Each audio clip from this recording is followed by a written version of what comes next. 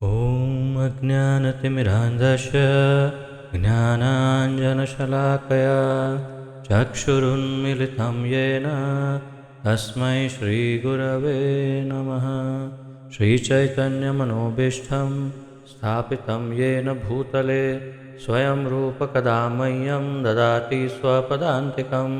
वन्देऽहं श्रीगुरो श्रीयुतपदकमलं श्रीगुरुन् वैष्णवांश्च श्रीरूपं साग्रजातं सहगण रघुनाथान्वितं तं सजीवं साद्वैतं सावधूतं परिजनसहितं कृष्णचैतन्यदेवं श्रीराधाकृष्णपादान् सहगण ललिता श्रीविशाखान्वितांश्च। हे कृष्ण करुणा सिन्धु दीनबन्धो जगत्पते गोपेश गोपिकान्त राधाकान्त नमोऽस्तुते। तप्त कांचन गौरांगी राधे वृंदावनेश्वरी वृषभानुसुते देवी प्रणमामि हरिप्रिये। वाञ्छाकल्पतरुभ्यश्च कृपा सिन्धुभ्य एव च पतितानां पावनेभ्यो वैष्णवेभ्यो नमो नमः। अनन्तकोटिवैष्णववृन्द की जय।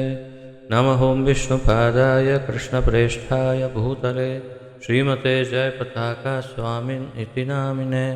नमो आचार्यपादाय निताय कृपाप्रदायने गौरकथाधामदाय नगरग्रामतारिणे। नमः ओं विष्णुपादाय कृष्णप्रेष्ठाय भूतले श्रीमते भक्तिवेदान्तस्वामिन् इति नामिने। नमस्ते सारस्वते देवे गौरवाणी प्रचारिणे निर्विशेषशून्यवादी पाश्चात्यदेशतारिणे। जय श्री कृष्ण चैतन्य प्रभु नित्यानंद श्री अद्वैत गदाधर श्रीवासादि गौर भक्तवृंद। हरे कृष्ण कृष्ण कृष्ण हरे हरे हरे राम राम राम हरे हरे। हरे कृष्ण कृष्ण कृष्ण हरे हरे हरे राम राम राम हरे हरे। हरे कृष्ण कृष्ण कृष्ण हरे हरे हरे राम राम राम हरे हरे।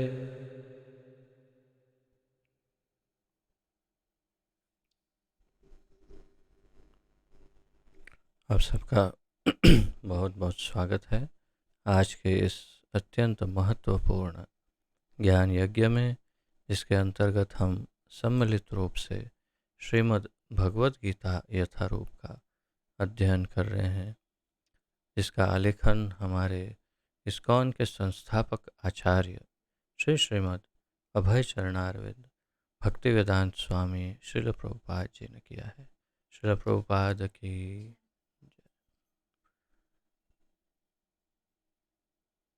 तो 16वें अध्याय में 8वें श्लोक तक हम पहुँचे हैं। पिछली बार हमने 4 से लेकर के 7वें श्लोक तक का अध्ययन किया और भगवान ने आसुरी गुणों का वर्णन प्रारंभ किया। भगवान असुरों के अंदर क्या लक्षण होते हैं, क्या गुण होते हैं, क्या चिन्ह होते हैं असुरों के, वे कैसे सोचते हैं, क्या खाते हैं, क्या पीते हैं, क्या कैसे उठते बैठते हैं, कैसे बातचीत करते हैं, ये सारा वर्णन करना भगवान ने प्रारंभ किया है। अभी आगे और कई श्लोकों तक आसुरी गुणों का ही वर्णन जारी रहेगा।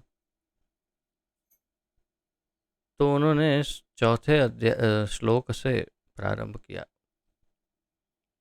तो आइए हम चौथे श्लोक से 7वें श्लोक का एक त्वरित पुनरावर्तन करते हुए फिर 8वें श्लोक से आज का अध्ययन प्रारंभ करते हैं। श्लोक संख्या 4, उसका अनुवाद देखते हैं। तो ये भी स्मरण करवा दूं आपको कि पहले 3 श्लोकों में 16वें अध्याय के 1 से लेकर के 3 श्लोक में भगवान ने दैवी गुण का या सत्व गुणी व्यक्तियों का वर्णन किया और चौथे श्लोक से अब भगवान कह रहे हैं, हे पृथापुत्र, दंभ दर्प अभिमान क्रोध, कठोरता तथा अज्ञान ये आसुरी स्वभाव वालों के गुण हैं। 5वें श्लोक में कहते हैं, दिव्य गुण मोक्ष के लिए अनुकूल है और आसुरी गुण बंधन दिलाने के लिए। हे पांडुपुत्र, तुम चिंता मत करो, क्योंकि तुम दैवी गुणों से युक्त होकर जन्मे हो। 6ठे श्लोक में फिर आगे कहते हैं, हे पृथापुत्र, इस संसार में सृजित प्राणी 2 प्रकार के हैं, दैवी तथा आसुरी। मैं पहले ही विस्तार से तुम्हें दैवी गुण बतला चुका हूं। अब मुझे आसुरी गुणों के विषय में मुझसे सुनो। तो इस 6ठे श्लोक में भगवान कहते हैं कि अब तक दैवी गुणों का वर्णन कर दिया, अब आसुरी गुणों का वर्णन सुनो। 7वें श्लोक से प्रारंभ करते हैं और उनके दुर्गुणों का वर्णन करते हैं। प्रवृत्तिम च निवृत्तिम च इत्यादि कहते हुए कहते हैं, जो आसुरी हैं वे यह नहीं जानते कि क्या करना चाहिए और क्या नहीं करना चाहिए। उनमें न तो पवित्रता, न उचित आचरण और न ही सत्य पाया जाता है। तो जैसा मैंने आपको पूर्व में इंगित किया था, नोट्स बनाने के लिए ये सर्वथा उपयुक्त अध्याय है। इसमें बहुत सारा दैवी और आसुरी गुणों का वर्णन और लक्षण हम लिख सकते हैं, बल्कि एक बहुत बड़ा चार्ट बना सकते हैं, जिसमें एक साइड पर सारे दैवी गुण और दूसरी साइड पर सारे आसुरी गुण लिख सकते हैं। अब 8वें श्लोक में भगवान कह रहे हैं, आइए उसका उच्चारण करते हैं तथा फिर अध्ययन करते हैं।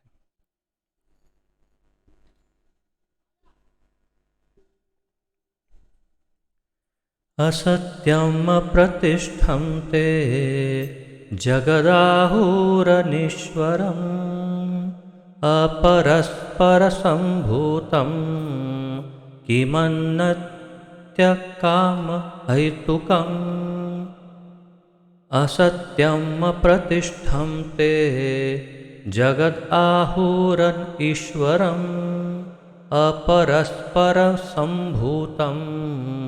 किमन्यत् कामहेतुकम्।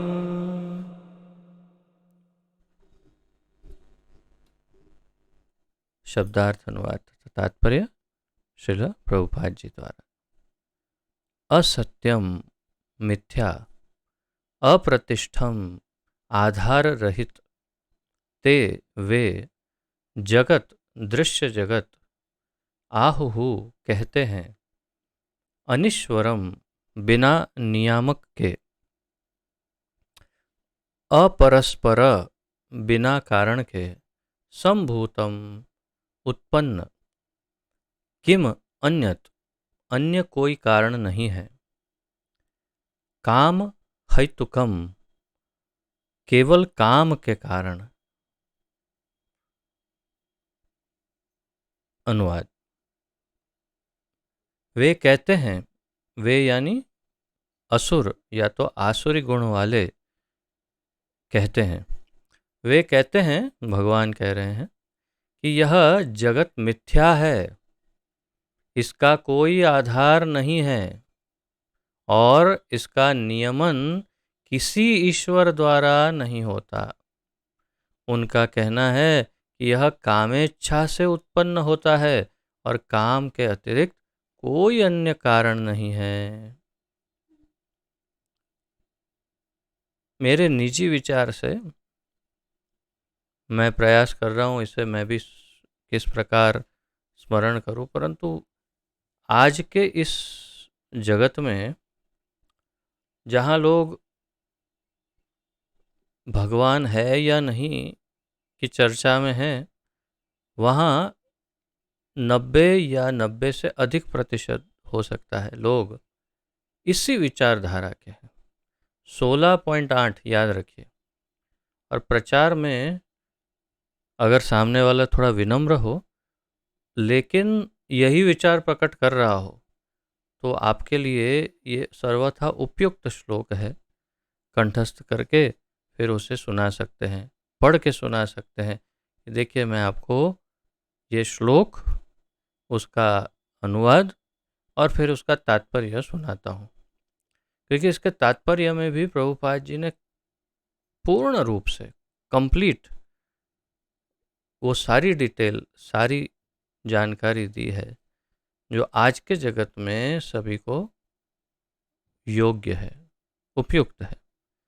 जो आजकल के लोगों की जो सोच है बिल्कुल उसके अनुरूप ये श्लोक भगवान ने कहा है, एकदम फिट बैठता है। 16.8 16.8 ये याद रखिए। नंबर बहुत आसान है, 8 टू ज़ा 16, 2 बार 8 होने से 16 होता है, तो 16.8 बस ये श्लोक। वे कहते हैं कि यह जगत मिथ्या है। ब्रह्म सत्य जगत मिथ्या, वो तो खैर मायावादियों का मानना है, लेकिन फिर भी जगत को मिथ्या कहते हैं। इसका कोई आधार नहीं है, इस जगत का कोई आधार नहीं। इसमें देखिए क्या कौन कौन आ जाते हैं। सबसे पहले तो उसमें नास्तिक तो आ ही जाते हैं निश्चित रूप से। उसके पश्चात आप देखें तो नास्तिक से थोड़े थोड़े से अच्छे कि जो ऐसे धर्म को पालन करते हैं जो संपूर्ण नास्तिकता से थोड़ा ऊपर हो, यानी मन माने धर्म का पालन। उससे ऊपर थोड़े और अच्छे कि जो कुछ न कुछ निम्न कोटि के देवी देवताओं का भजन आदि करते हैं। उनसे थोड़े से और बेहतर थोड़े उच्च कक्षा के देवी देवताओं का भजन आदि, पूजन, भक्ति आदि, और साथ में थोड़ा वेदाध्ययन आदि। परंतु इन सब की जहाँ से मैंने शुरुआत की वहाँ से अब तक की सबकी विचारधारा तो वही है, सेम विचारधारा है। और फिर उससे थोड़ा और आगे बढ़े तो कुछ मनोधर्मी, ज्ञान मार्गी, ज्ञान योगी, जो मनोधर्मी है, जो मनोकल्पित धर्म का अध्ययन करते हैं, ऐसे लोग। और फिर कुछ वेदाध्ययनी ऐसे इत्यादि कुछ ध्यानी, और आगे बढ़ते बढ़ते बढ़ते बढ़ते बढ़ते मायावादी, निर्विशेषवादी, ये सब आ जाते हैं इसमें। तो भक्त जहाँ से भक्ति की शुरुआत होती है उससे पहले पूर्व, यानी कि जो द्वैतवाद है वहाँ तक, क्षमा करें, अद्वैतवाद है वहाँ तक, यानी कि द्वैतवाद की आखिरी सीढ़ी कहो या अद्वैतवाद की, हाँ, या फिर उल्टा कहते हैं कि अद्वैतवाद की आखिरी सीढ़ी तक और द्वैतवाद की प्रथम सीढ़ी के नीचे। क्योंकि द्वैतवाद जहाँ से शुरुआत होता है वहीं से सत्व गुण, या तो विशुद्ध सत्व गुण कह सकते हैं, आसुरी भाव का नाश होता है। क्यों? क्योंकि वहीं से भगवान में मानना शुरू हो जाता है। तब तक मैं भी भगवान हूँ, वहाँ तक सब कुछ, इन सब को ये लागू पड़ता है। वे कहते हैं कि यह जगत मिथ्या है, इसका कोई आधार नहीं है। इसमें साइंटिस्ट भी आ, सारे वैज्ञानिक, आधुनिक लोग सब आ गए।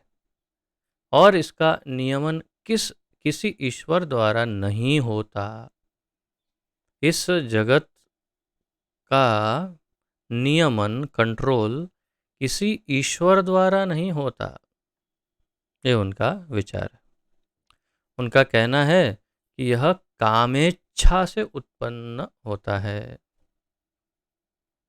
यह जगत काम इच्छा के आधार पर उत्पन्न हुआ है। ये जगत ऐसा ऐसा वे मानते हैं, और काम के अतिरिक्त कोई अन्य कारण नहीं है। और काम को छोड़ करके, काम यानी कामेच्छा, कामना जिसे कहते हैं, तो कामेच्छाओं के या कामनाओं के अतिरिक्त और कोई कारण ही नहीं है इस जगत का। इंग्लिश में क्या शब्द यूज किया? सेक्स डिजायर कहते हैं। ओह, तो वास्तव में प्रभुपाद जी ने तो स्पष्ट रूप से कहा है कि स्त्री पुरुष के मैथुनी भाव जो है, उस मिथुनी भाव का जो उसका जो भाव है, वही उसकी इच्छा जो है, वही इस जगत का मूल आधार है, ऐसे वो मानते हैं। यानी यहाँ पर काम का अर्थ है स्त्री पुरुष के आकर्षण का भाव, उसे यहाँ पर काम हिंदी अनुवादक जी ने कहा है। तो और काम के अतिरिक्त और अन्य कोई कारण इस संसार का नहीं है, ऐसा ये नास्तिक या असुर मानते हैं, आसुरी स्वभाव वाले। तात्पर्य, आसुरी लोग यह निष्कर्ष निकालते हैं कि यह जगत मायाजाल है। इसका अब इसमें मैं ये कहूँगा कि आप ये देखिए, इसमें से ये पूरे तात्पर्य में जितने विचार प्रकट किए प्रभुपाद जी ने, उनमें से कितने विचार आपके हैं। यदि इनमें से कुछ भी आपका हो तो समझ लीजिए कि हम अभी भी उस आसुरी स्वभाव से बहुत कम, लेकिन अभी भी आसुरी स्वभाव के अधीन है। तो हमें तुरंत उसका परित्याग करना है, उस विचार का। तो विचार सुनिए, क्या क्या विचार, कैसे कैसे विचार करते हैं, कैसा आचरण करते हैं। प्रभुपाद जी ने बहुत सुंदर तात्पर्य दिया है यहाँ पर। तो आसुरी लोग यह निष्कर्ष निकालते हैं कि यह जगत मायाजाल है, इसका न कोई कारण है, न कार्य, न नियामक, न कोई प्रयोजन, हर वस्तु मिथ्या है। तो क्या कहते हैं ये आसुरी स्वभाव वाले कि इस जगत का कोई कारण नहीं है। क्यों उत्पन्न हुआ, कब उत्पन्न, कैसे उत्पन्न, क्या हुआ, अकारण ही उत्पन्न हो गया, एक्सीडेंटली। बिग बैंग थियरी लगाते हैं। और न कार्य, न नियामक, कोई कंट्रोलर कैसे, ये तो सब प्रकृति के नियम के द्वारा हो रहा है। न कोई प्रयोजन, इसका कोई हेतु भी तो नहीं है, क्या ऐसे ही चल रहा है ये सब। हर वस्तु मिथ्या है, केवल भ्रम है सब। उनका कहना है कि यह दृश्य जगत आकस्मिक भौतिक क्रियाओं तथा प्रतिक्रियाओं के कारण है। वही जो बिग बैंग थियरी आजकल सबसे प्रचलित है कि जगत कैसे उत्पन्न हुआ। बोले एक बहुत ही बड़ा विशाल धमाका हुआ अंतरिक्ष में, और उस धमाके के अंदर से सूर्य, चंद्र, ये वो सब उत्पन्न हुआ। अच्छा, धमाका किसके बीच में हुआ वो पता नहीं, कुछ एलिमेंट होगा जिसके अंदर अंदर अंदर रिएक्शन हुआ, धमाका हुआ, और धमाके में से सारा सौर मंडल उत्पन्न हो गया, और वो अपने क्रम में चलने भी लग गया। बताइए कितना आश्चर्य है। हमने तो दीपावली में जितने भारत देश में धमाके होते होंगे, उतने धमाके तो पूरे विश्व में कभी किसी ने देखे नहीं होंगे। और हमने इतने धमाके देखे, लेकिन कभी ये नहीं देखा कि एक धमाका हुआ और उसमें से कभी कुछ छोटा सा एक मच्छर, कभी मक्खी, कभी छिपकली, कभी कुछ मेंढक, कुछ तो अंदर से उत्पन्न हो जाता। तो ऐसा हमने तो नहीं देखा। आप लोगों में से सब जो देख रहे हैं, उनमें से किसी ने ऐसा देखा कभी कोई धमाका हुआ और अचानक कुछ उसमें से एकदम से चल के बाहर निकला? ओह, कैसे हैं सब, ठीक है? बस मैं अभी अभी इस धमाके से उत्पन्न हुआ हूँ, बहुत धन्यवाद, आपने मुझे उत्पन्न किया। ऐसा कभी देखा हो तो बता सकते हैं। आप लोगों ने भी कुछ कुछ धमाके तो सुने ही होंगे।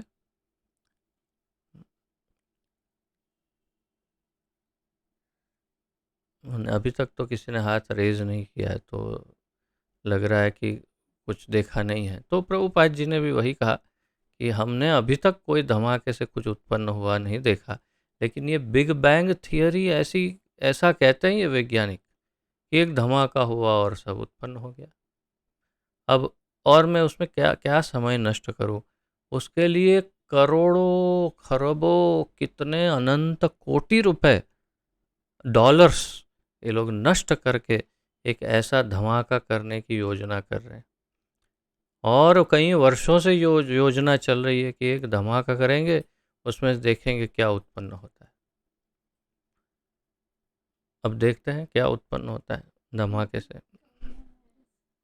हाँ, तो ऐसे जो भी हो, तो ये सब कौन से गुण वाले हैं? हाँ, आप समझ गए, सब आसुरी गुण वाले हैं।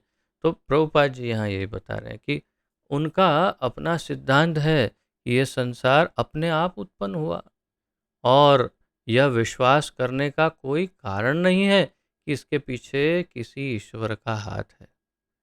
कहते हैं कि ये संसार तो अपने आप उत्पन्न हुआ, और ऐसा मानने का क्या कारण है कि इसके पीछे कोई ईश्वर है? ये तो सब प्रकृति के नियम से अपने आप उत्पन्न हो गया है। उनके लिए आत्मा तथा पदार्थ में कोई अंतर नहीं है होता, और वे परम आत्मा को स्वीकार नहीं करते।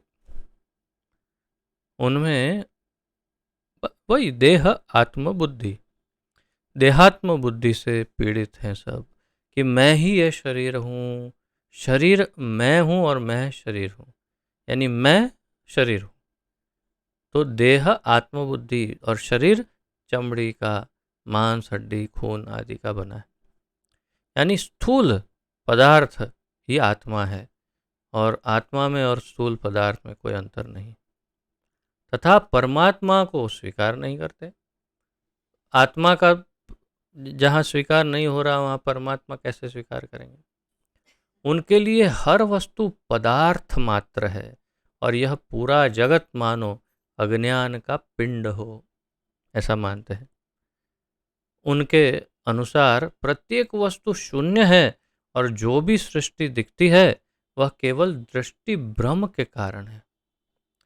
कुछ ऐसे भी इनमें से असुर हैं जो ऐसा कहते हैं कि सब कुछ तो शून्य में से उत्पन्न हुआ है, यानी कि किसी में से उत्पन्न नहीं हुआ, शून्य से उत्पन्न कुछ किसी में से नहीं, और किसी में से उत्पन्न नहीं हुआ, और वो किसी में नहीं, जो कुछ नहीं है उस कुछ नहीं में ही सब कुछ चला जाएगा। कुछ नहीं से उत्पन्न हुआ और कुछ नहीं में मिल जाएगा। बताइए कितने बुद्धिमान है, देखिए। और इसका तो आहा कितने सारे अनुयायी हैं इनके। शून्यवादी, उनको शून्यवादी कहते हैं, वो शून्य में मानते हैं। और इस विचारधारा के अंतर्गत ये कहते हैं ये पूरा जगत जो है ये तो केवल दृष्टि भ्रम है, सब आंखों की भ्रम, सब कुछ भ्रम है।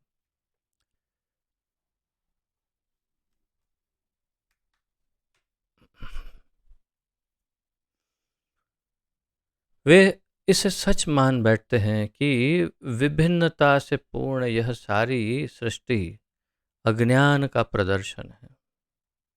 वे किसे सच मान बैठते हैं? ये इतनी विविधता, विभिन्नता से पूर्ण ये जो सारी सृष्टि है वो अज्ञान का प्रदर्शन है। इतनी सारी, कितनी कितनी विविधता है सृष्टि में, सब अज्ञान। जिस प्रकार स्वप्न में हम ऐसी अनेक वस्तुओं की सृष्टि कर सकते हैं जिनका वास्तव में कोई अस्तित्व नहीं होता, अतएव जब हम जागते हैं तो देखते हैं कि सब कुछ स्वप्न मात्र था। तो जैसे स्वप्न में बहुत कुछ हो जाता है, कभी हम राजा बन जाते हैं, कभी हम भिखारी बन जाते हैं, कभी ये होता है, कभी वो। लेकिन जब जागते हैं तो पता चलता है कि इसमें कुछ सत्य नहीं। लेकिन वास्तव में यद्यपि असुर यह कहते हैं कि जीवन स्वप्न है, लेकिन वे इस स्वप्न को भोगने में बड़े कुशल होते हैं। प्रभुपाद जी ने एक बराबर घुमा करके अच्छे से एक दे मारा। प्रभुपाद जी का मूड अब इस समय कुछ अलग लग रहा है, क्योंकि उन्होंने कल भी, हमने परसों भी देखा था कि कैसे उन्होंने टॉन्ट मारा था, ऐसे आज फिर बराबर घुमा के मारा। उन्होंने कहा कि यही असुर जो इस जगत को मिथ्या कहते हैं, स्वप्न कहते हैं, सब कुछ शून्य कहते हैं, किसी में कुछ महत्व कुछ नहीं ऐसा कहते हैं, वही अपने इंद्रियों को भोगने के लिए और विभिन्न प्रकार के भोग करने के लिए सबसे कुशल कुशल होते हैं, उसमें एक्सपर्ट होते हैं। अतएव वे ज्ञानार्जन करने के बजाय अपने स्वप्न लोक में अधिकाधिक उलझ जाते हैं। तो ज्ञान तो नहीं प्राप्त कर पाते, क्योंकि आंखों के आगे पट्टी बांध दी है कि सब झूठ है, सब झूठ है। तो ज्ञान तो मिलेगा नहीं, परंतु इसी स्वप्न लोक में जिसे वो लोग स्वप्न लोक कहते हैं, उसमें अधिक से अधिक उलझते जाते हैं। उनकी मान्यता है कि जिस प्रकार शिशु यानी बालक केवल स्त्री पुरुष के संभोग का फल है, उसी तरह यह संसार बिना किसी आत्मा के उत्पन्न हुआ है।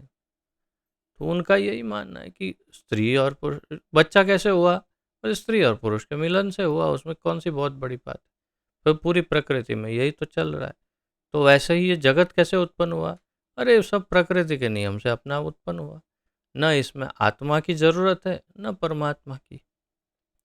उनके लिए यह पदार्थ का संयोग मात्र है जिसने जीवों को उत्पन्न किया, अतएव आत्मा के अस्तित्व का प्रश्न ही नहीं उठता। उनके लिए तो ये एक संयोग है कि अरे ये दोनों मिले और ये हुआ, और उसमें कौन सा आत्मा, कौन सा कहाँ जरूरत है। जिस प्रकार अनेक जीवित प्राणी अकारण पसीने ही से यानी स्वेदज तथा मृत शरीर से उत्पन्न हो जाते हैं, उसी प्रकार यह सारा जीवित संसार दृश्य जगत के भौतिक संयोग से प्रकट हुआ है। आपको शायद भागवत का वो प्रसंग पता हो, श्रीमद् भागवत में। तो राजा वेण, उनको कैसे उत्पन्न किया, राजा पृथु के शरीर से उनको या तो वेण के शरीर से पृथु को उत्पन्न, क्षमा करिए, तो उनके मृत शरीर को, उस राजा के मृत शरीर का ऋषियों ने मंथन किया, मृत शरीर का कुछ मंत्रोच्चार किया, यज्ञ किए और उसके शरीर का मंथन किया, मृत शरीर का, उसमें से पृथु राजा उत्पन्न हुए। तो मृत शरीर से बच्चा। उसी प्रकार यहाँ और एक उदाहरण दिया कि जैसे स्वेद से यानी पसीने से भी, पसीने के द्वारा भी दूसरे जीवों की उत्पत्ति हो सकती है। तो ये जैसे उस प्रकार नए जीव उत्पन्न होते हैं, उसी प्रकार सारा जीवित संसार दृश्य जगत के भौतिक संयोग से प्रकट हुआ, ऐसा ये मानते हैं। अतएव प्रकृति ही इस संसार की कारण स्वरूपा है। तो प्रकृति इस संसार का मूल कारण है, ऐसा ये कहते हैं। इसका कोई अन्य कारण नहीं है। वे भगवद गीता में कहे गए कृष्ण के इन वचनों को नहीं मानते। भगवान कहते हैं, मय्याध्यक्षेन प्रकृति सूयते सचराचरम। मेरी अध्यक्षता में ये प्रकृति कार्य करती है, इस बात को वे नहीं मानते। इसमें अध्यक्ष की कोई ज़रूरत नहीं, कोई ईश्वर, कोई भगवान की ज़रूरत नहीं, सब कुछ प्रकृति अपने आप करती है।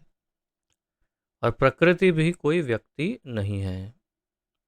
सारा भौतिक जगत मेरे ही निर्देशन के अंतर्गत गतिशील है, भगवान कहते हैं। इस वचन को वे नहीं मानते।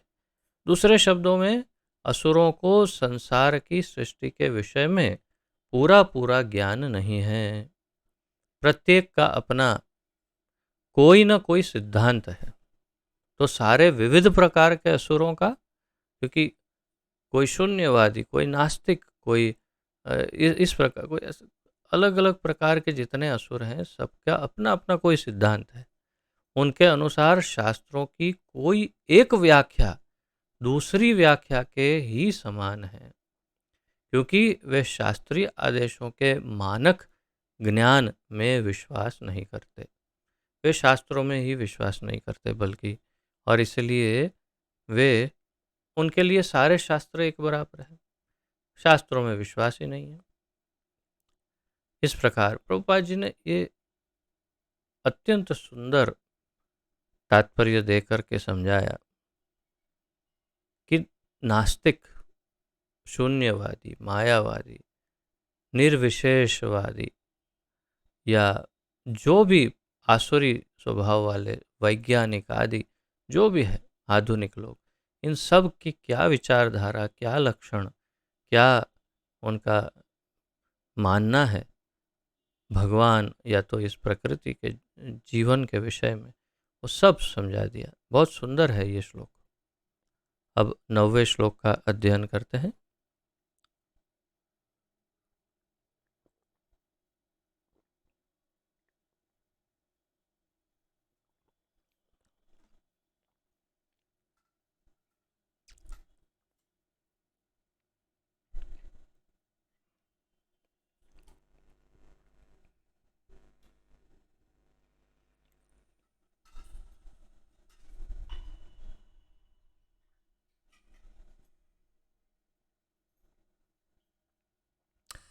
एतां दृष्टिमवष्टभ्य नष्टात्मानोपबुद्धयः प्रभवन्त्युग्रकर्माणः क्षयाय जगतो हिताः।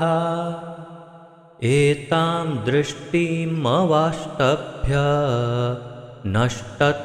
नष्टात्मानो अल्पबुद्धयः प्रभवन्ति उग्रकर्माणः क्षयाय जगतो अहिताः।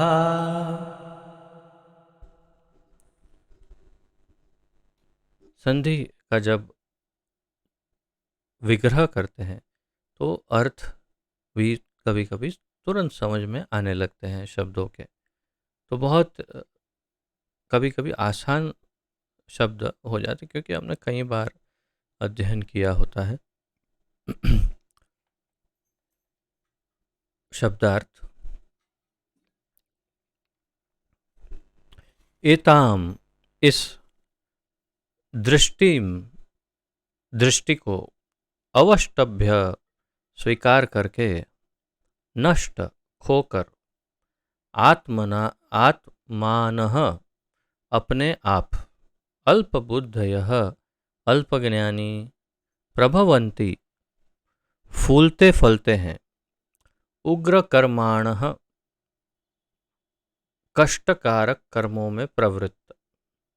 ये शब्द बड़ा विशिष्ट है, इसे आप स्मरण कर सकते हैं। ये शब्द उग्र कर्म, कर्म मुख्य रूप से 3 प्रकार में विभाजित किए जा सकते हैं। उसमें पहले 2 जो है, एक अच्छा कर्म, एक मध्यम कर्म और एक अत्यंत अधो, यानी सत्व, रजस और तमस। तो तामसिक कर्म जो है उसे उग्र कर्म भी कह सकते हैं। उग्र यानी अत्यंत, जैसे नरसिंह देव अत्यंत उग्र है, यानी क्रोधित है, अचानक भयानक, ज्वलंतशील, अत्यंत ज्वलंतशील, क्रोधी, भयानक या नुकसान पहुंचाने वाला, अत्यंत नुकसान कारक, तो उसे कहते हैं उग्र। तो उग्र कर्म यानी ऐसे कर्म जो हमें बहुत नुकसान पहुंचा सकते हैं। तो यहाँ पर प्रभुपाद जी कहते हैं कष्टकारक कर्मों में प्रवृत्त, उग्र कर्माणः, क्षयाय, विनाश के लिए, क्षय, अक्षय और क्षय, क्षय यानी विनाश, जगतः संसार का, अहिताः अनुपयोगी, समहिता, अहिता, हिता, ये शब्दों को आप समझिए। हिता यानी जो हित करता हो, हित यानी अच्छा करता हो, तो हिता। समहिता यानी जो सबका एक साथ हित करे, अच्छा करे, तो ब्रह्म संहिता या मनु संहिता, जो सबका हित करे। और अहिता यानी जो सबका अहित करे या अनुपयोगी हो उसे अहित अहिता कहते हैं। अनुवाद: ऐसे निष्कर्षों का अनुगमन करते हुए आसुरी लोग जिन्होंने आत्मज्ञान खो दिया है और जो बुद्धिहीन है, ऐसे अनुपयोगी एवं भयावह कार्यों में प्रवृत्त होते हैं जो संसार का विनाश करने के लिए होता है। तो जो ऐसे निष्कर्षों का अनुगमन करते हैं, किस कैसे, जैसे 8वें श्लोक में बताया, ऐसे निष्कर्ष पर जो आते हैं कि ये संसार तो सब मिथ्या है, माया है, पूरा माया जाल है, कोई भगवान नहीं, कुछ नहीं, तो ये ऐसे निष्कर्षों का अनुगमन करते हुए यानी उनके पीछे पीछे चलते हुए या तो वही विचार के साथ जीते हुए आसुरी लोग जिन्होंने आत्मज्ञान खो दिया है, मैं जीवात्मा हूं, ये तो बात दूर दूर तक कहीं नहीं है, और जो बुद्धिहीन है, भगवान ने इन लोगों को बुद्धिहीन भी कहा, ऐसे अनुपयोगी एवं भयावह कार्यों में, ऐसे कार्य जिसका कोई फायदा नहीं हो, वास्तविक फायदा नहीं हो, भौतिक दृष्टि से फायदा हो सकता है लेकिन आध्यात्मिक दृष्टि से, आत्मिक दृष्टि से कोई फायदा नहीं, और भयावह कार्यों में उग्र प्रवृत्त होते हैं, वो ऐसे कार्यों में प्रवृत्त हो जाते हैं जो संसार का विनाश करने के लिए होता है, तो विनाशकारी ऐसे कार्यों में ये प्रवृत्त हो जाते हैं।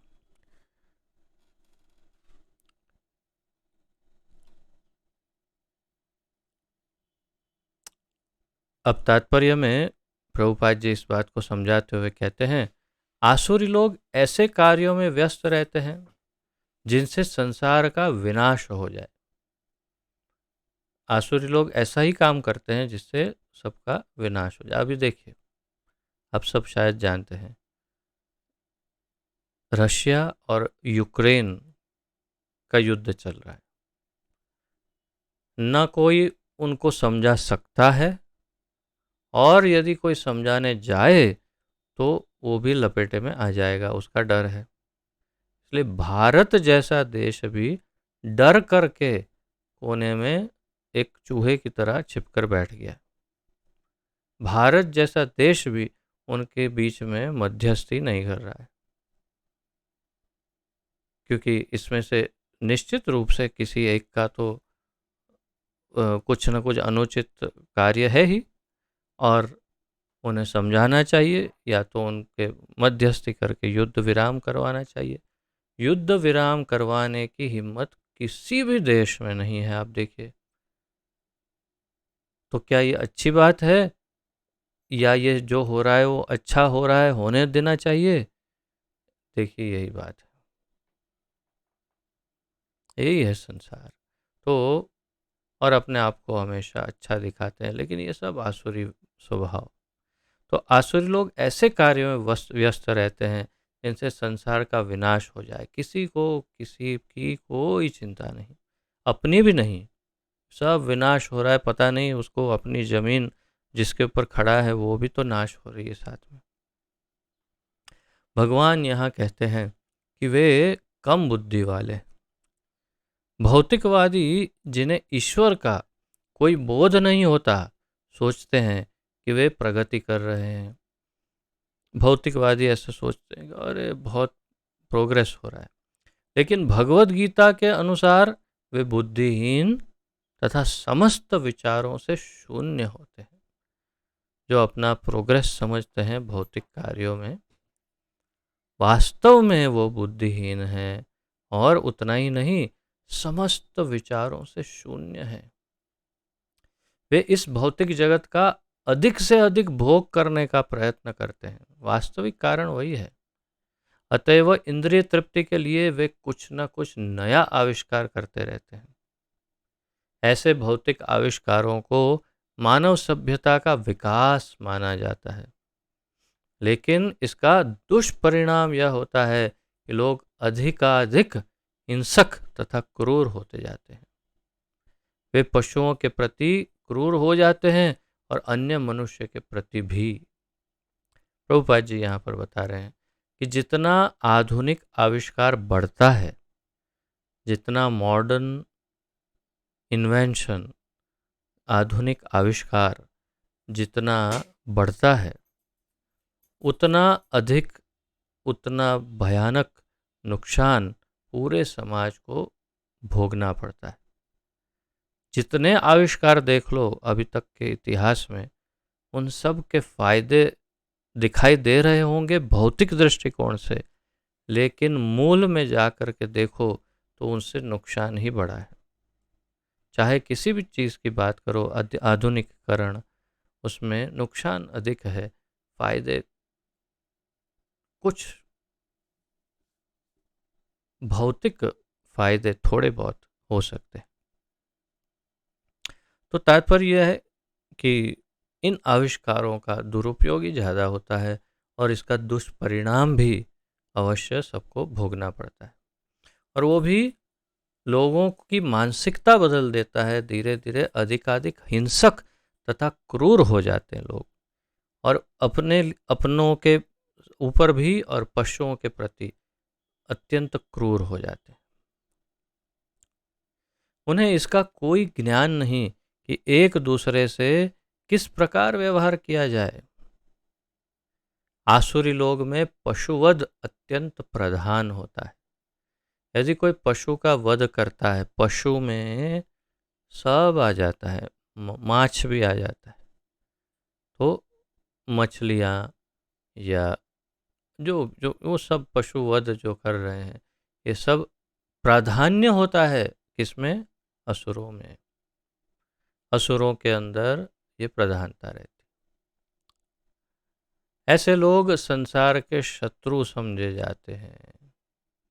वे अंततः ऐसा आविष्कार कर लेंगे या कुछ ऐसी सृष्टि कर देंगे जिससे सबका विनाश हो जाए। प्रभुपाद जी कह रहे ऐसे ही होता है। जैसे कि परमाणु बॉम्ब, उसका आविष्कार किया, सभी देशों के पास परमाणु बॉम्ब है। जैसे ही उपयोग में लिया जाएगा, बस आपके जापान में जैसे हिरोशिमा नागासाकी नाम के 2 शहरों पर अमेरिका ने बॉम्ब डाल दिया भूतकाल में, कई कई वर्षों पूर्व, और वो एटम बॉम्ब का ऐसा उसका भयानक तांडव नृत्य रचा गया जापान के उन दोनों शहरों में कि संपूर्ण शहर शहर के शहर पूरे साफ हो गए। उतना ही नहीं, वहाँ पर फिर जो दूसरी आने वाली जो नई पीढ़ियाँ थी, वो भी विकलांग उत्पन्न होने लगी, और 3 पीढ़ी, चौथी पीढ़ी तक के लोगों को बड़े भयानक रोग आज भी हो रहे हैं। इतना भयानक, केवल 2 शहरों पे एटम बॉम्ब डाला अमेरिका ने, और जापान को ये देखते हुए, ये समझते हुए भी सारे देश अपने अपने पास परमाणु बम अवश्य रखते हैं। यानी वे तैयार हैं कि किसी भी देश को, मनुष्य जाति को चाहे कैसा भी नुकसान हो जाए, हम उसके लिए तैयार हैं। तो ये सब महाभयानक असुरों की विचार श्रेणी है, अन्य कुछ नहीं। इसमें आत्मरक्षा की कहीं बात नहीं है। प्रभुपाद जी आगे समझाएंगे, आत्मरक्षा के लिए भगवान पर भरोसा और कुछ और चीज़ें ही पर्याप्त होती है। तो यहाँ पर प्रभुपाद जी बता रहे हैं कि अंततः ऐसे आविष्कार कर लेंगे, ऐसा सोचते हैं कि कुछ ऐसी सृष्टि कर देंगे जिससे सबका विनाश हो जाए। अप्रत्यक्षतः यह श्लोक नाभिकीय अस्त्रों के आविष्कार की पूर्व सूचना देता है, जिसका आज सारे विश्व को गर्व है।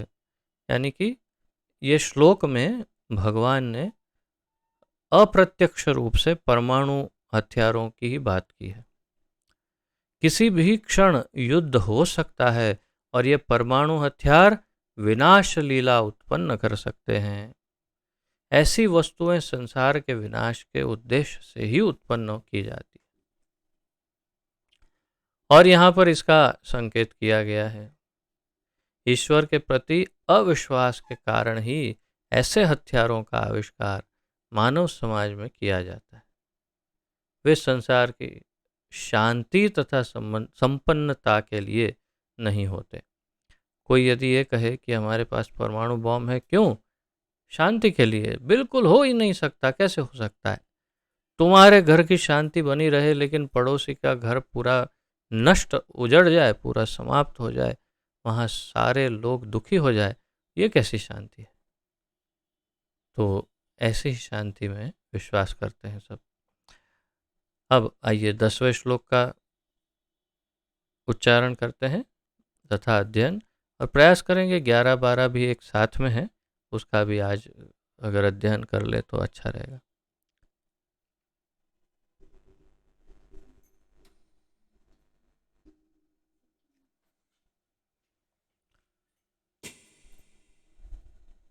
काममाश्रित्य दुष्पूरं दम्भमानमदान्विताः मोहाद् गृहीत्वा सद्गृहान् प्रवर्तन्ते शुचिव्रताः। काममाश्रित्य दुष्पूरं दम्भमानमदान्विताः मोहाद् गृहीत्वा सद्गृहान् प्रवर्तन्ते शुचिव्रताः।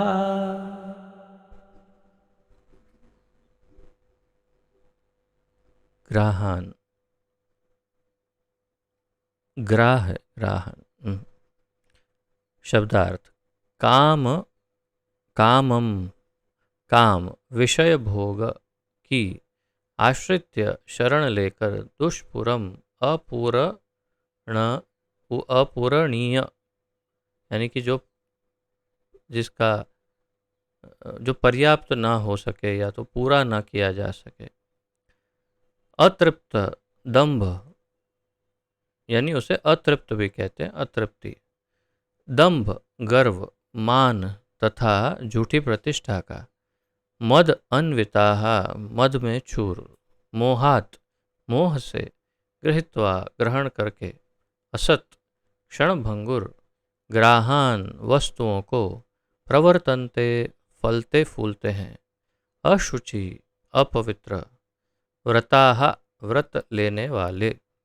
अनुवाद: कभी न संतुष्ट होने वाले काम का आश्रय लेकर तथा गर्व के मद एवं मिथ्या प्रतिष्ठा में डूबे हुए आसुरी लोग इस तरह मोहग्रस्त होकर सदैव क्षणभंगुर वस्तुओं के द्वारा अपवित्र कर्म का व्रत लिए रहते हैं।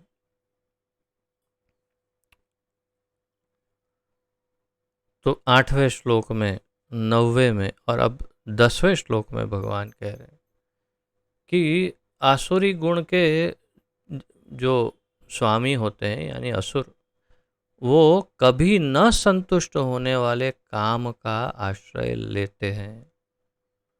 कभी संतुष्ट न होने वाले काम तथा गर्व के मद एवं मिथ्या प्रतिष्ठा में डूबे हुए आसुरी लोग किसमें डूबे रहते हैं?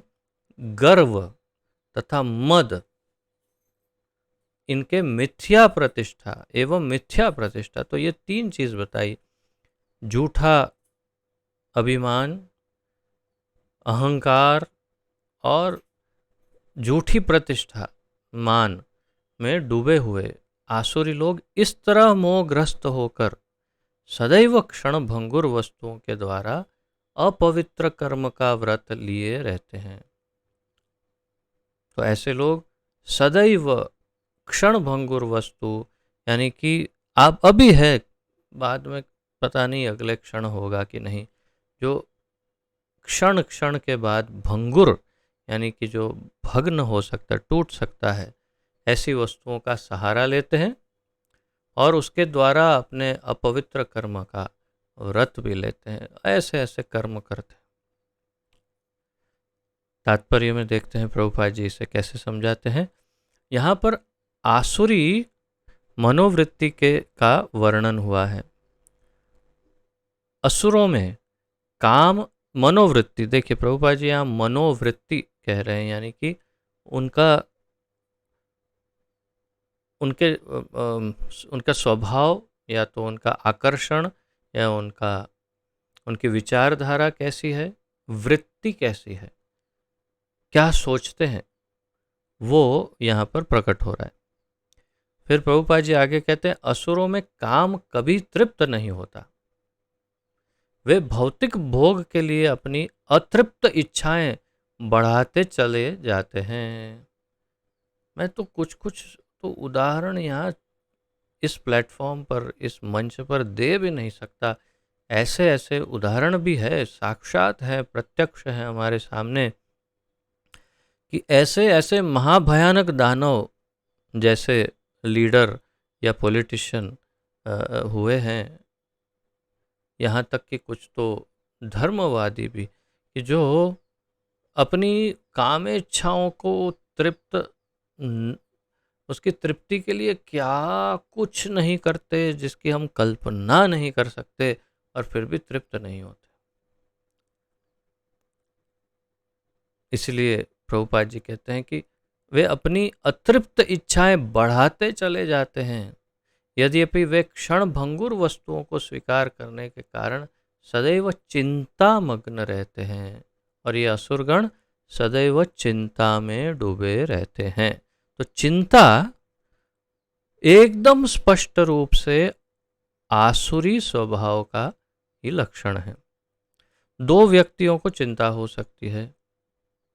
एक व्यक्ति वो जो संपूर्ण रूप से आसुरी स्वभाव को आश्रित हो, और दूसरा व्यक्ति वो जो भगवान की सेवा में संपूर्ण रूप से नियुक्त हो, जो हर प्रकार से भगवान की सेवा में लगा हो और चिंता करता हो कि अब ये कैसे करूं मैं तो जिससे भगवान संतुष्ट हो जाए, अरे ये कैसे करूं, इसमें क्या करूं। अब वो चिंता में हो सकता है, लेकिन उसकी चिंता बड़ी मीठी होती है और वो वास्तव में चिंता नहीं होती।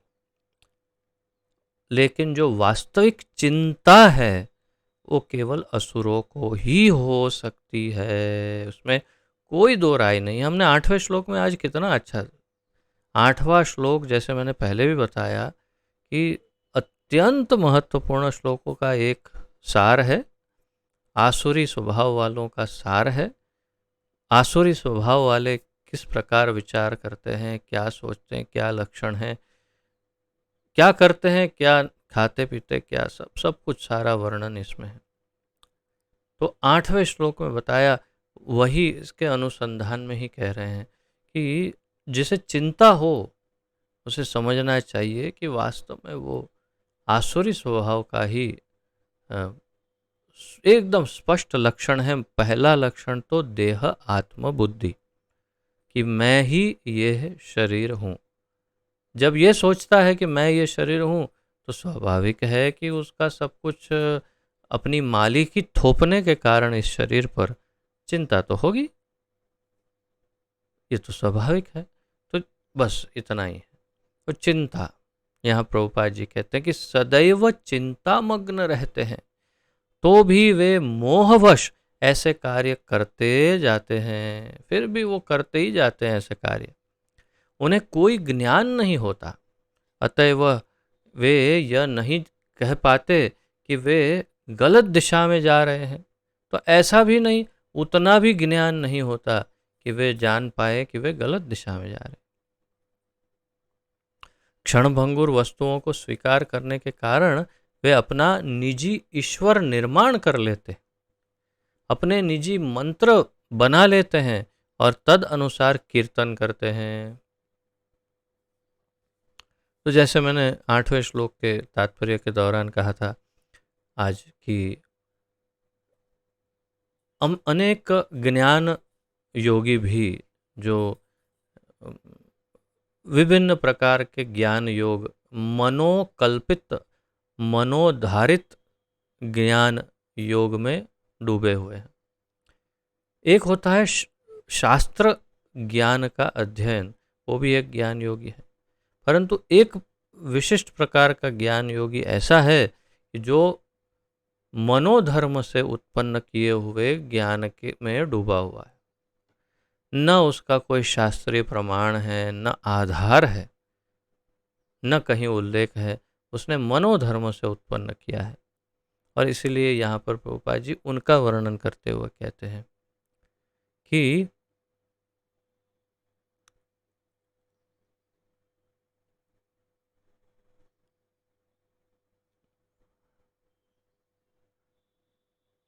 अतः वे ये नहीं कह पाते कि वे गलत दिशा में जा रहे हैं।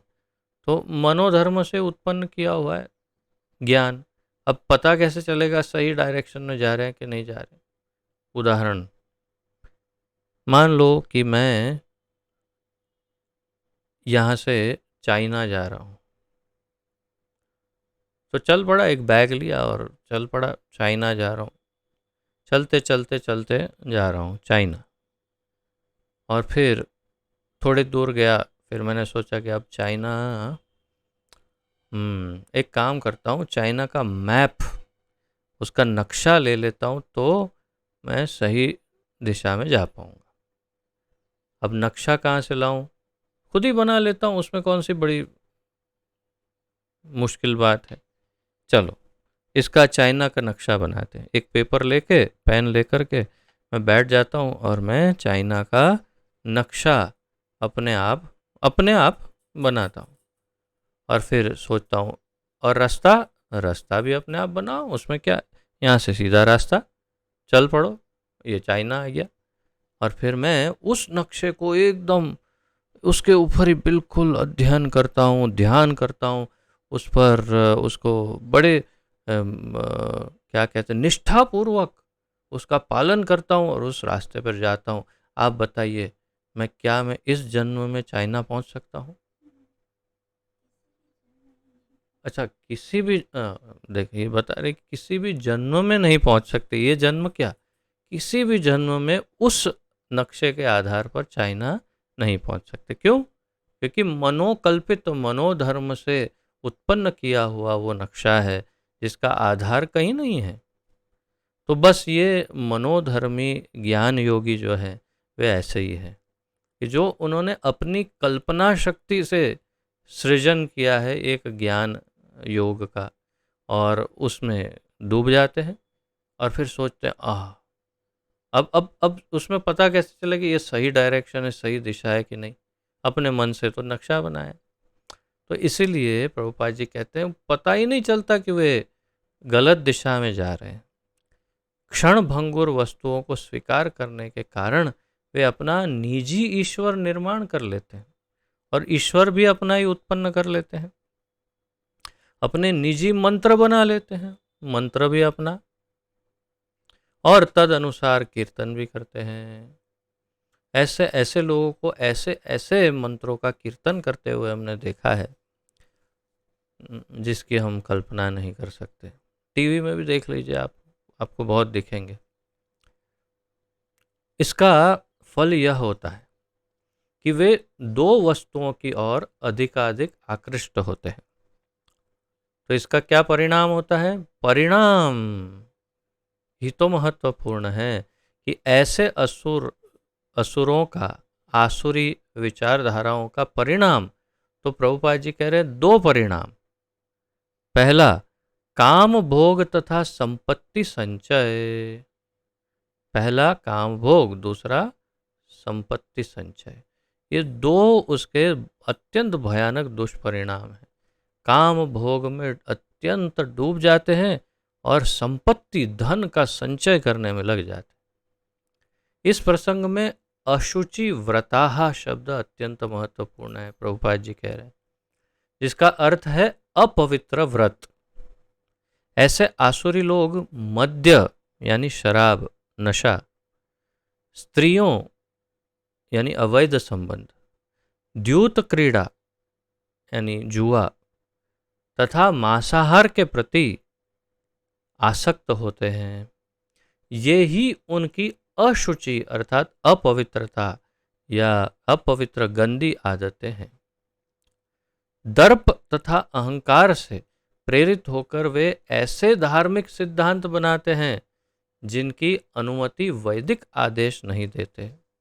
ऐसे सिद्धांत अपने आप रचते हैं जिसकी अनुमति शास्त्रों में नहीं।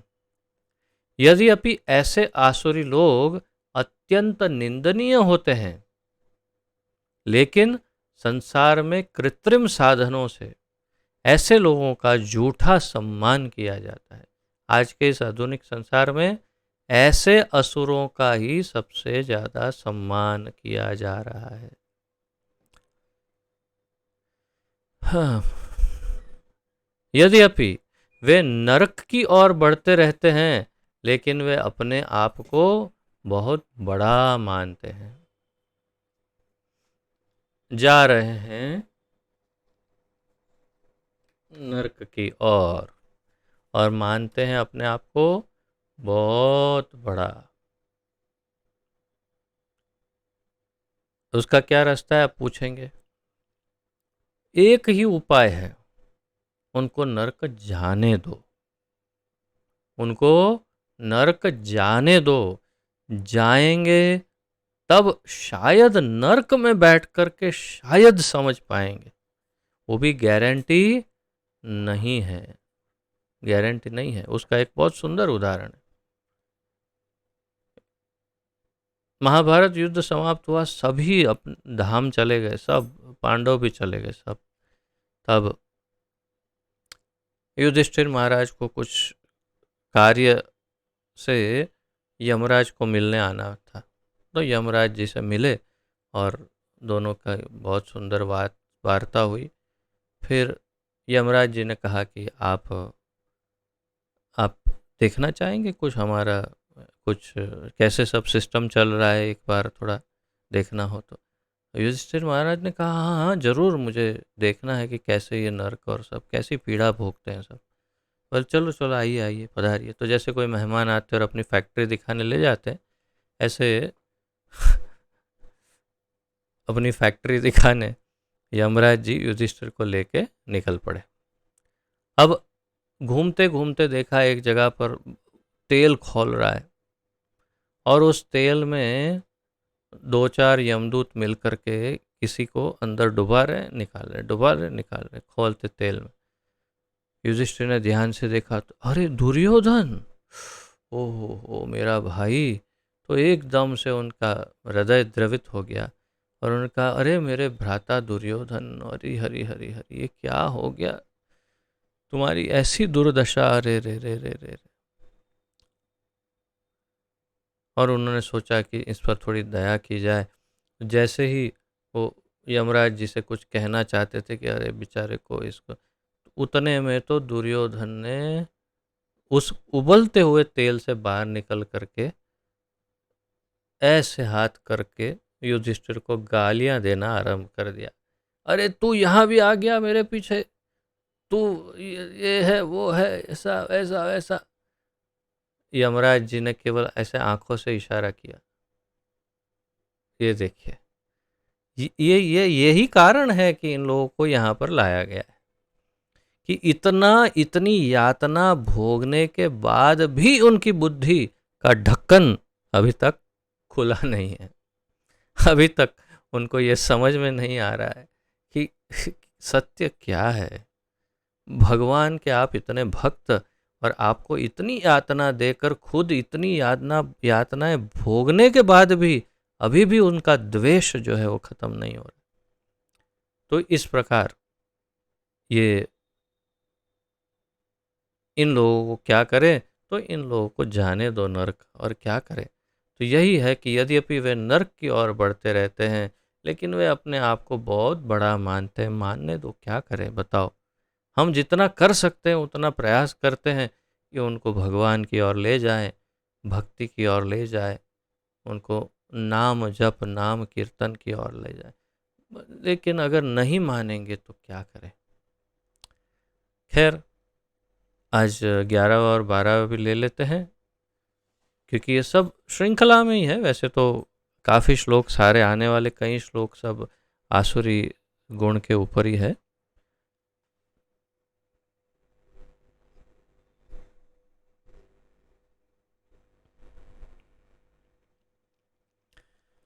चिन्तामपरिमेयां च प्रलयान्तामुपाश्रिताः कामोपभोगपरमा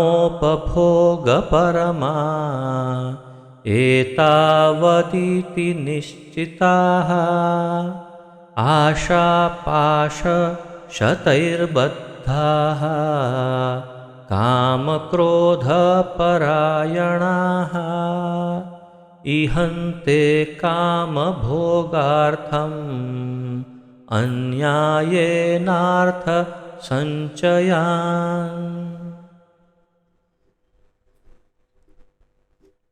शब्दार्थ। चिंताम, तो ये 11 और 12 दोनों एक साथ थे। चिंताम, भय तथा चिंताओं का, अपरिमेयाम, अपार, अपरिमेय यानी जिसका कोई उदाहरण नहीं दिया जा सकता, या तो जिसकी तुलना नहीं दिखाई जा सकती, ऐसा अपार। च, तथा, प्रलय, अंतम, अंताम यानी प्रलयांताम, प्रलयंताम यानी मरण काल तक, प्रलय अंताम। उपाश्रिताः,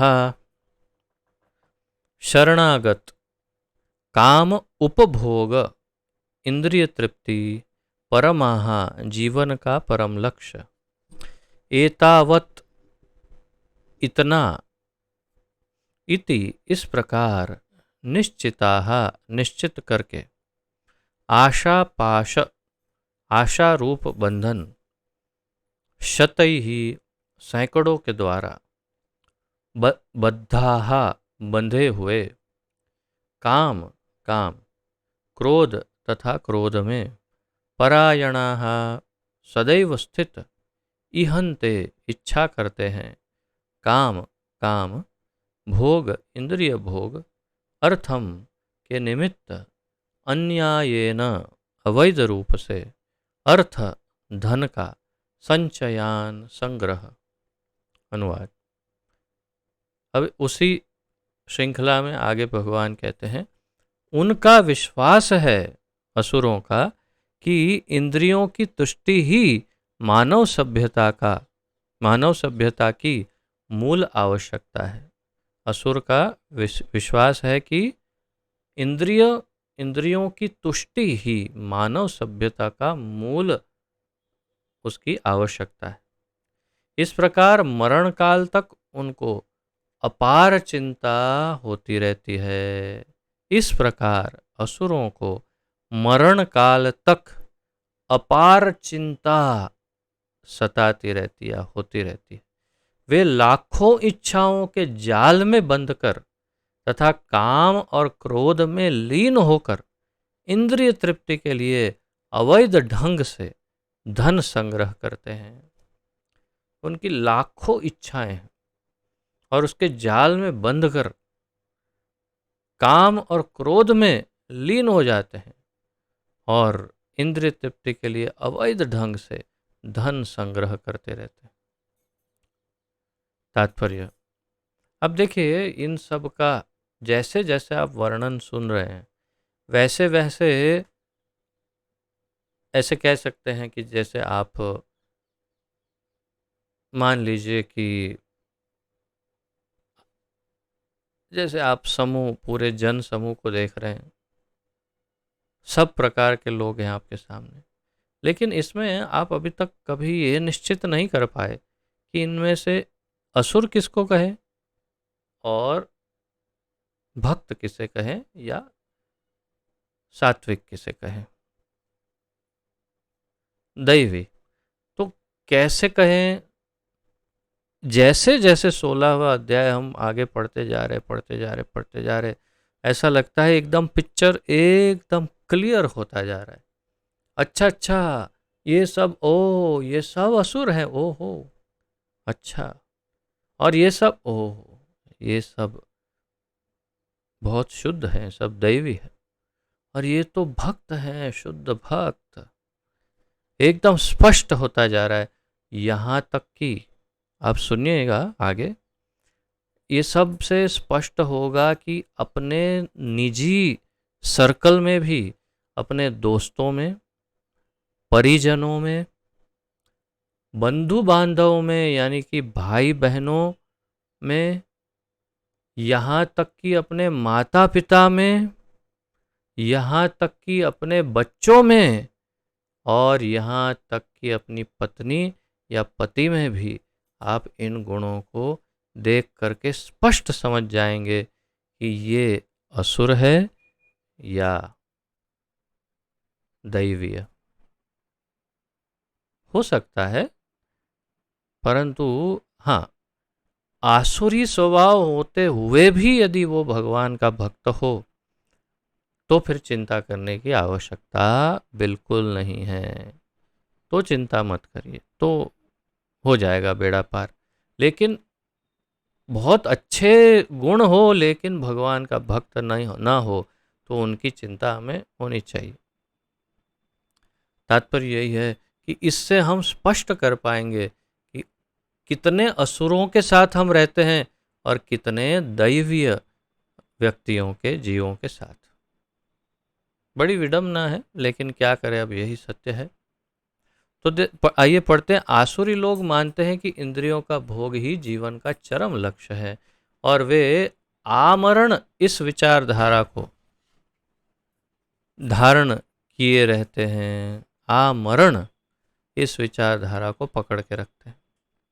वे मृत्यु के बाद जीवन में विश्वास नहीं करते। ये नहीं मानते कि मृत्यु के बाद जीवन होगा। वे ये नहीं मानते कि मनुष्य को इस जगत में अपने कर्म के अनुसार विविध प्रकार के शरीर धारण करने पड़ते हैं। ये भी नहीं मानते कि फिर जन्म होगा। बोले क्या जन्म जन्म क्या, ये गए तो गए, मर गया तो हो गया, खत्म, इसके बाद किसको मालूम। जीवन के लिए उनकी योजनाओं का अंत नहीं होता और वे एक के बाद एक योजना बनाते रहते हैं जो कभी समाप्त नहीं होती। योजनाएं बनाने में एक्सपर्ट होते हैं, प्लानिंग करते हैं, क्या करेंगे, इसके बाद ये, उसके बाद वो प्रोजेक्ट, इसके बाद ये प्रोजेक्ट, ये बंगलो लेंगे, ये गाड़ी लेंगे, ये करेंगे, और कब अचानक मृत्यु के रूप में भगवान उन्हें आकर के उठा ले जाएंगे।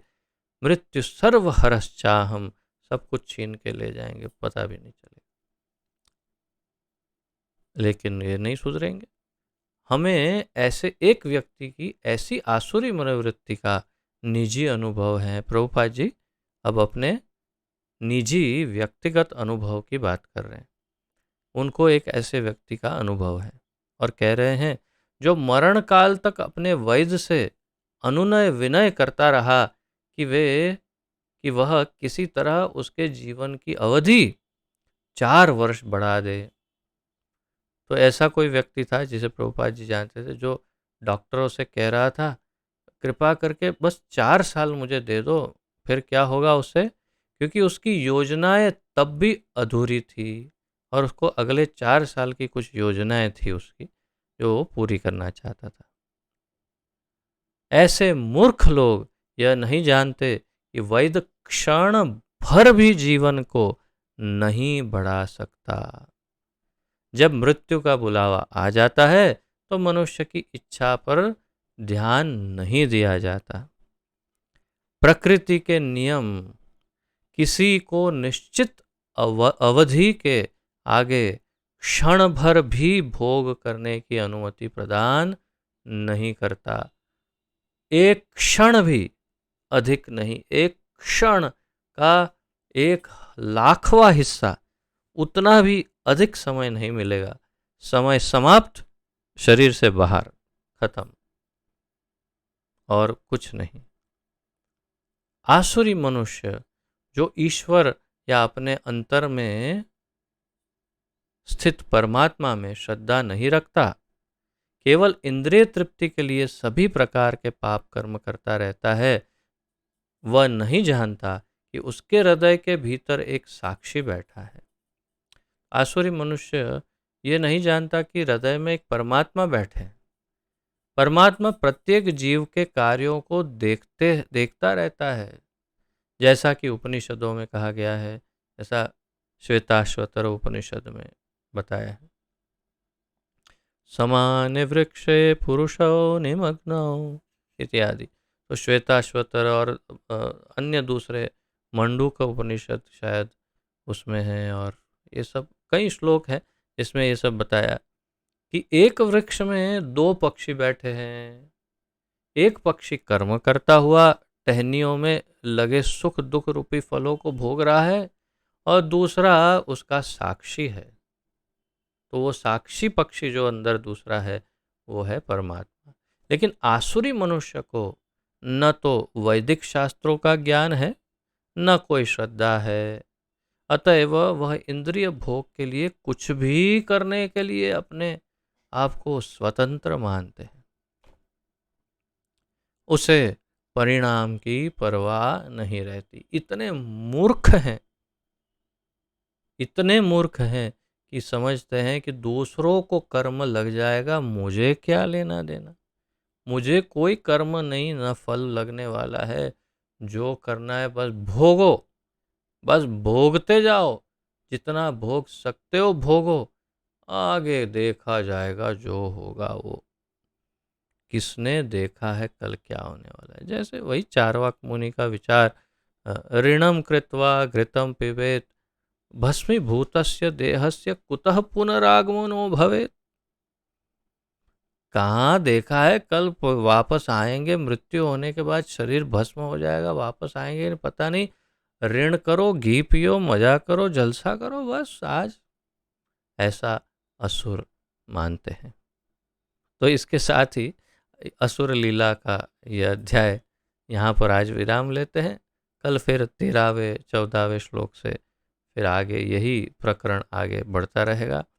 आज के इस अध्ययन में किसी को यदि कोई प्रश्न, उत्कंठा, जिज्ञासा आदि हो प्रस्तुत कर सकते हैं।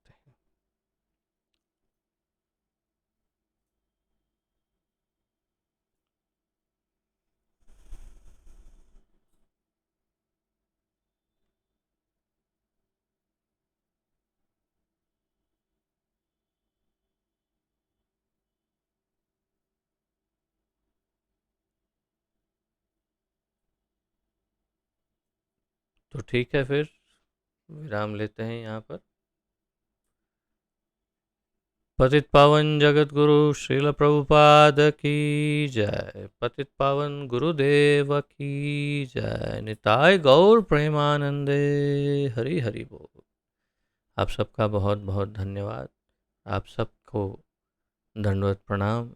हरे कृष्ण।